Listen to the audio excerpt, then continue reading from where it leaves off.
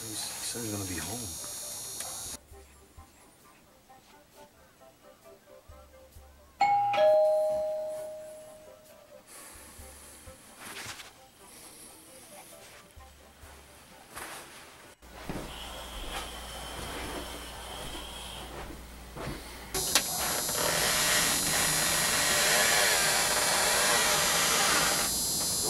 Oh, hey.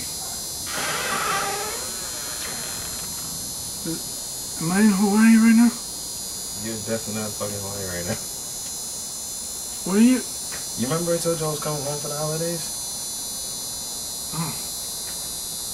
This is Christmas? Oh, Christmas passed. But we're almost being New Year's. Oh. Day after tomorrow.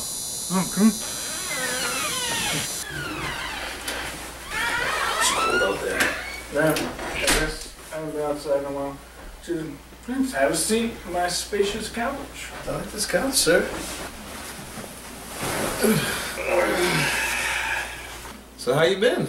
Oh, you know, just chilling out, maxing, relaxing, living the dream, man.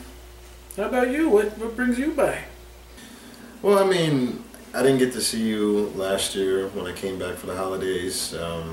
I don't know, I've been doing a lot of running around and stuff like that, but I wanted to make sure that I saw you this time.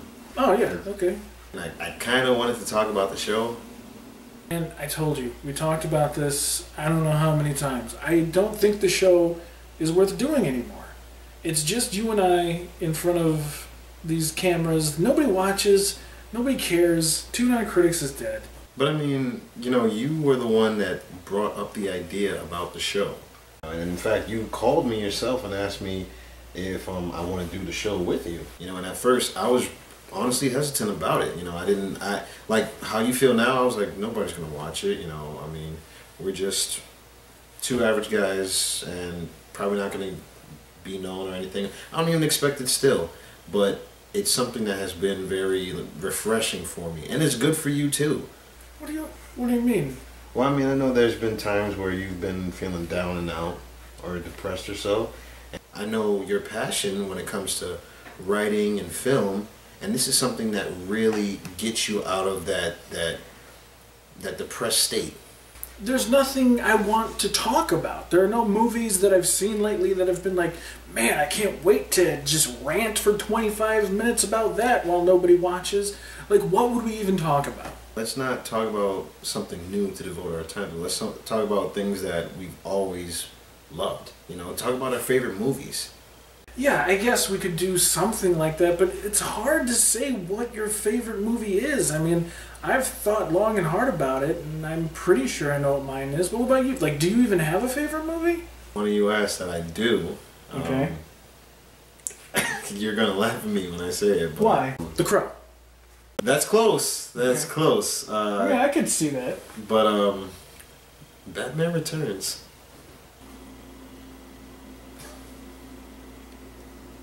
You couldn't even go with the good Tim Burton Batman movie? Oh, okay. He's in the movie for 20 minutes. I mean, okay, you're talking about the first Batman. 89. That was great. I mean, Joe Keaton and Jack Nicholson, who played a phenomenal role as a Joker. Loved it. Yeah. But when you bring in Batman Returns and you have the perfect cast, because you have Danny DeVito, Michael Keaton, Michelle Pfeiffer, Christopher Walken. Christopher Walken seemed like he was reading off cue cards the whole movie. Like, it's like, I know he has that accent that everybody loves to imitate, but it seemed like just every now and then he's like, "Come on, Bruce." I'm telling you, man, like Batman Returns has always been my favorite out of all the Batmans. I don't know. I'm gonna get some popcorn. You want some popcorn? Oh, yeah. I need some popcorn after that. Oh. All right, then what else? What else makes it your favorite movie? It's like this. When I was a kid, when Batman Returns first came out, at the time I was still I was in New York City. I was in Brooklyn. My mom, me, my mom, my sister, we were going to see my aunt. And I remember it was nighttime. We went to McDonald's, and they had the whole Batman Returns lineup of toys and stuff. And you remember those giant cups that had the scene? I think the scene that I had, it wasn't a scene that you would think that I would want, where it shows Bruce Wayne in the Batman costume. It was actually a scene of Bruce Wayne and Selena Kyle. I know, Tia. But I remember after we got McDonald's that night, then my aunt treated us to the movies, and we saw Batman Returns there. So it was one of those like magic moments where everything just went into everything all came together. But I mean, what about you? What's your favorite movie? No way. Yeah, I talked about my favorite movie. I mean, come on, man. What is your problem? Like, don't you remember how much fun it was to talk about movies? I can't do it anymore. Why? What's the matter? I mean, what happened to you? You don't actually think you'll win, do you? Things change. People change.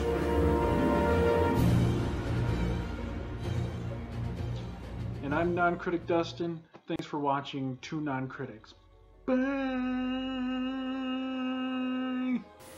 I thought that went well. How about you? That was a good show. Yeah?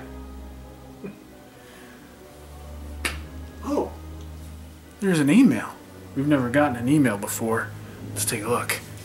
Dear Two Non-Critics, your show is by far the greatest insult to film criticism ever unleashed on the world. Both of you are boring and a waste of time. Stop making videos, you losers.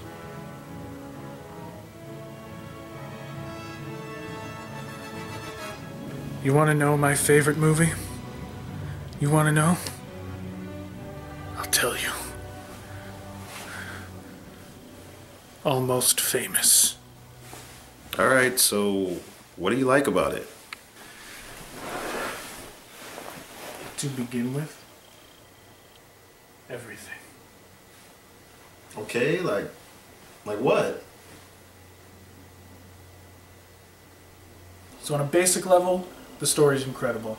It's got amazing characters that you grow to love over time. It was very inspiring, and it was nice coming of it. I guess you can call it coming of age. Also, it's essentially a true story. The writer and director, Cameron Crowe, actually did that stuff with bands like Led Zeppelin when he was a teenager writing for Rolling Stone. First off, famous Rolling Stone.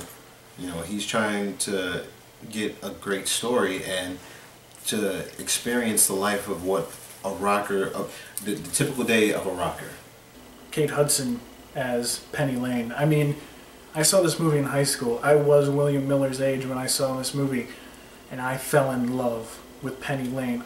It was any kind of love that I would feel for any girlfriend at the time, and I really related to that first love kind of feeling that William had for Penny Lane, and the affection that Cameron Crowe used to depict her on screen. I know that's something that is that I could relate to and stuff too. Growing up, when you, me, any typical guy, typical boy back in the day growing up, they had a crush on a certain girl that they liked, and they didn't give them the time of day. They didn't really notice them, but on our end, we didn't really put ourselves out there like that. We didn't really try to get there. We kind of like hung back in the shadows per se, and just wish something better would happen between the two of you.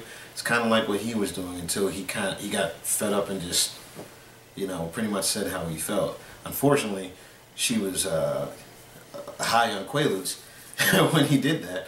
It's just a movie that every time I watch it, it feels fresh, while also reminding me of what it was like to be that age at this sort of magical time where the world, and this was Cameron Crowe's phrasing of it, where the world tilts just a little bit.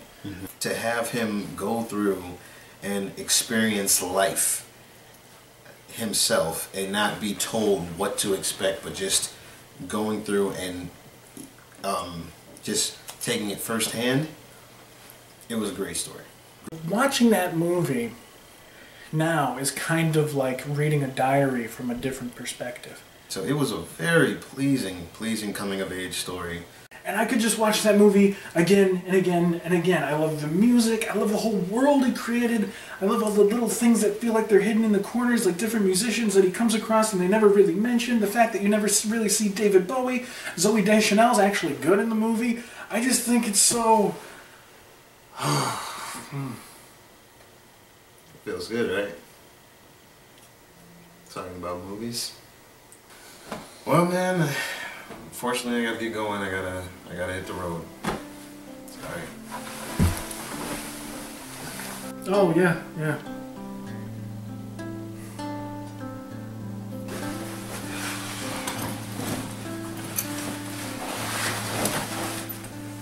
You know, just think about it, alright?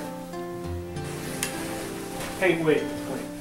Just want to say thanks for coming by. It actually did feel really, really good to talk about a movie again. 2 movies, even if one of them... I'm just kidding. I was mean to Batman Returns. It's a good movie. You don't have to lie. All right, it's good. okay. Well, guess I'm headed home. Wait, Will. You are home. No, I mean like back to base, because if I don't go back, I'll get arrested. Oh, yeah, that's right. You're in the army. Be safe. You too, man. Bye.